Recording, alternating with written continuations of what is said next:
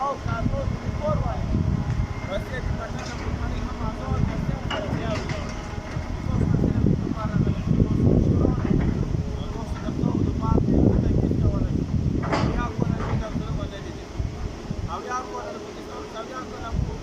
बंदी करी थी अब आपको कमियात करा ली अब आपको इलाके में पर अब आपको पत्ता संदा वो करदा बच्चा की तरह होती है ये सारा को कोई तरह को इलाके का भाई को आ सारा को आपको और ये सब आंध्र की दुनिया सब सारे तुम्हारा वो तो सब पर मुस्कुरा